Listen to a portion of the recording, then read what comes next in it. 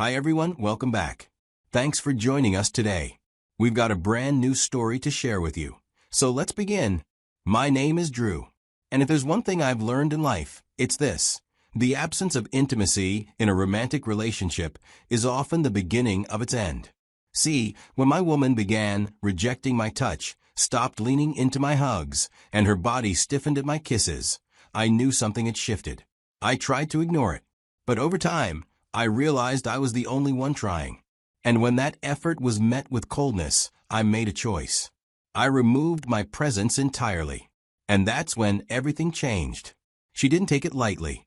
But before we get to that part, I want to take you back. Back to where it all began. Because nothing starts at the end. So, here's how everything unfolded. I met Joanna during one of the lowest points in my life. I had just been fired from my job over a comment I made online. There was a post of a plus-sized woman talking about body positivity, and I left a reply telling her to go to the gym. Yeah, it was harsh, and it blew back on me hard. HR didn't want to deal with the heat, and just like that, I was out of a job. It felt like my life hit pause right there. Instead of jumping into the job hunt again, I figured maybe it was time to bet on myself. I had been tinkering with some ideas for an online business, and with nothing to lose, I went all in. Right in the middle of all that chaos, I met Joanna. I thought it was just going to be a fling. She seemed too good for anything long-term with a guy like me at the time. But she had this warmth about her. She was soft-spoken, affectionate, and present. One meetup turned into another. Then another. I didn't even realize how often we were seeing each other until my week fell off if I didn't hear from her. Before long, we were stuck together like glue. What started out as a "let's see where this goes" turned into "I can't imagine going through this without her." And, at that time, I needed someone in my corner. I didn't have much to offer back then, but she made me feel like I didn't need all of that to be worth something. As the months passed, things actually started picking up for me. My online business got traction and money started flowing in. Slowly, at first, then steadily. I could finally take a deep breath. And with that new comfort came more time, more flexibility, and more ways to show her how much she meant to me. We started planning weekend getaways, small trips, just the two of us. I'd block out time even during hectic weeks just to be with her. There were nights when I was drained to my bones, but I'd still make the effort because she had been there when I had nothing. So I wanted to show her she came first, no matter what. I'd bring her breakfast in bed on random Sundays. I'd pick up her favorite snacks when I knew she had a stressful week. I let her in on my business wins, my failures, all of it. A couple of years into the relationship with Joanna, there was a shift. A subtle gap begins to grow. At first, I didn't want to admit anything was wrong. I chalked it up to temporary stress. But it didn't go away. Instead, it deepened. The more I tried to love her, the more she seemed to retreat. She stopped initiating anything, even the smallest things, like asking how my day went. The more affection I gave, the more she seemed to ration hers. And this shift wasn't happening in a vacuum. Around this time, we were talking more seriously about the future. I'd joke around with her, say things like, "I'm working hard to make sure there's a ring on that finger soon." She'd smile and even say things like, "It wouldn't be bad to have your babies one day." Those little moments made me feel like we were aligned, like we were moving in the same direction. But then I'd look at her behavior, and it didn't match her words. She'd say she wanted a future with me, but she started pulling away in the present. I couldn't understand it. It was like being in a relationship with someone whose body was present, but whose mind and heart were somewhere else. I tried not to let it shake me. My instinct was to give more. That's what you do when someone you care about is drifting, right? You pull them closer. You hold them tighter. You remind them of how much they matter. I thought maybe she was overwhelmed or going through something she didn't know how to talk about, so I tried to be her calm, her constant. But it only pushed her further. Even in the bedroom, the sex felt like a chore to her. She was there, but not really. She touched me, but not in the way she does when she craves me. Like she was doing it because she thought she had to, not because she wanted to connect or because she wanted me. That intimacy we used to share was gone, and the silence that replaced it was louder than any argument. At some point, I started realizing Joanna's phone had become her safe zone, her little escape from everything, including me. We could be sitting right next to each other on the couch, and I'd be talking about my day or something I saw online, and she'd be buried in that screen, scrolling. I'd get maybe a half nod or a distracted mum. And this went on for weeks. Every day, it felt like I was talking to a wall. And when that kind of thing happens over and over, it chips away at something. Eventually, I found myself second-guessing everything. I'd hesitate before reaching for her hand. I'd pause before leaning in to kiss her. And most nights, I didn't even try. I was afraid of getting shut down. The distance between us had grown so wide that even simple affection felt like walking on eggshells. One night, when the silence in the room was just too loud to ignore, I looked at her and asked gently, "Hey, are we okay?" She didn't even look up, just scoffed and said, "You're too sensitive. Not everything is about you." That stung. I'm not gonna lie. It cut deeper than I let her see, but I didn't want to make things worse, so I swallowed and just kept it inside. Still, I needed to make sense of it, so I reached out to a couple of our mutual female friends who knew us. I told them what was going on, and they were sympathetic. They told me not to give up. "Keep showing up," they said.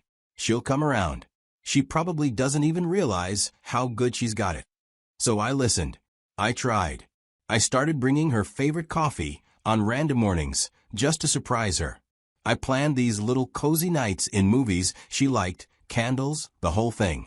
I tried to talk about memories we'd shared, joked about old times, and tried to laugh with her again. But every time, she responded with the same cold indifference. Like none of it mattered. One night, I couldn't take it anymore. I just told her straight up, "Your behavior is gradually chipping off at me, and it kills my mood." She just blew up like she was waiting for me to say that. "What, are you accusing me of being a mood killer now?" It would have been easy to lash back, but I didn't. I saw that this road would lead to a fight that we might not recover from. So I took a breath, told her I was sorry if it came off harsh, and I reached out to hold her. But she pulled away, and at that moment, something in me shut down. I didn't argue or try to explain myself further. I stayed that way. Over the next few days, I stopped trying or initiating conversations. I stopped trying to cheer her up or make her laugh. I became exactly what she'd been for weeks. I was more like a roommate than a partner. I started coming home later, staying out longer. Some nights, I'd just sit in the car and scroll for an hour instead of walking through that front door. And yes, she noticed. One night she asked me, "Why are you keeping late nights?" I didn't owe her a performance anymore, so I gave it to her plain. "I'm good." She didn't follow up, and I didn't volunteer anything. For the next few weeks, we lived under the same roof like two strangers who just happened to share a lease. There's a point a man gets to when silence feels safer than speaking, when presence feels more exhausting than absence. That's where I was. One morning, I woke up before the sun did. I looked around the apartment. I looked at her sleeping peacefully, and for a second, I waited to feel something. But there was nothing. I knew it was time. The rent and bills were due in a week, and I didn't want to give anything else. So, I packed a small bag, quietly took my essentials, and walked out. No goodbye or note. That same morning, around midday, she sent a text. "Where did you go last night?" I saw it. I didn't reply. She waited a full day, and then called. I let the phone ring out. Later that night, she sent another message. "Can we talk?" I read it. Still said nothing. Then came another message, this time with a completely different tone. "Why are you acting like a child? This is ridiculous." This just confirmed what I'd already figured out. She didn't want to understand. She just wanted control again. I wasn't surprised when she started reaching out to our mutual friends. I had already told some of them everything before I left. They knew how I had been treated. They told her plainly, "He's doing fine. It's best if you respect his decision." But that didn't sit well with her. Respect wasn't what she was after. She started getting desperate, asking around, trying to find out where I was staying. I had kept my location private for a reason. I didn't want her dragging more confusion into my space. Then one night, my phone buzzed with a voice note. I hesitated before pressing play, but curiosity won. She was crying.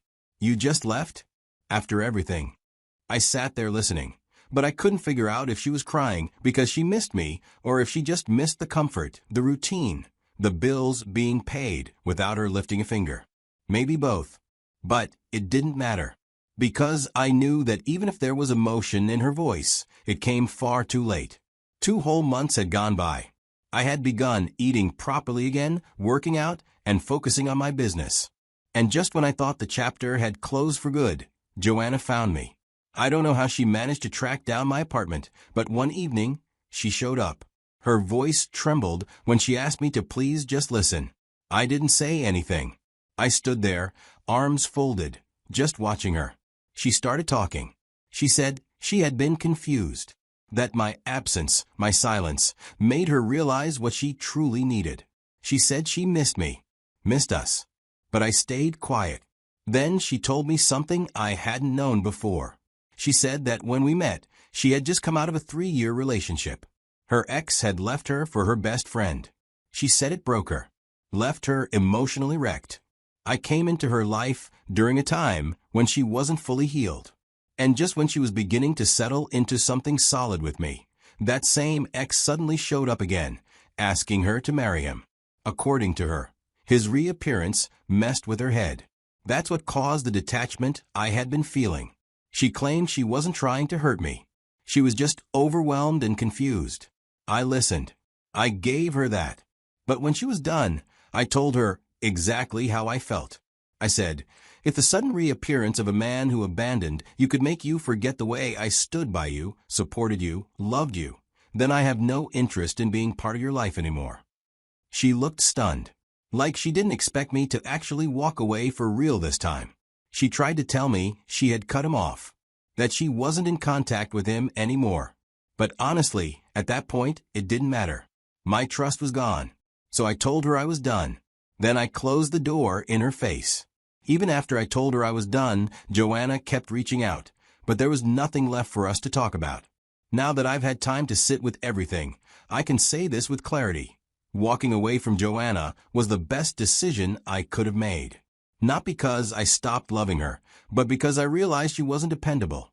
And when someone isn't emotionally dependable, nothing else matters. I can't build a life with someone who shuts down the moment things get uncomfortable. I can't love someone who only realizes what she had when I finally stopped giving. And maybe it's harsh, but here's what I've learned. And I'm saying this to anyone out there who's listening, especially the people who are bending over backwards trying to make something work that's already falling apart. 1. Don't ignore the moment your affection starts to feel like a burden to the person you're giving it to. When they treat your love like it's inconvenient or annoying, that's not love. That's slow emotional starvation. 2. Emotional intimacy? It's not a bonus, it's the baseline. Without it, you're just roommates playing pretend. And if you find yourself constantly trying to earn what should be freely given, you're not in a relationship, you're in a performance. And 3. Silence and distance say what begging never will. The more I pulled back, the louder her panic became. That told me everything. I didn't need to scream or explain. I just needed to leave. Now, I want to hear from you. What do you think about the whole thing? Drop your thoughts in the comments. I'll be reading them. And, as always, take care of your peace. Because once it's gone, there's not always someone left willing to bring it back.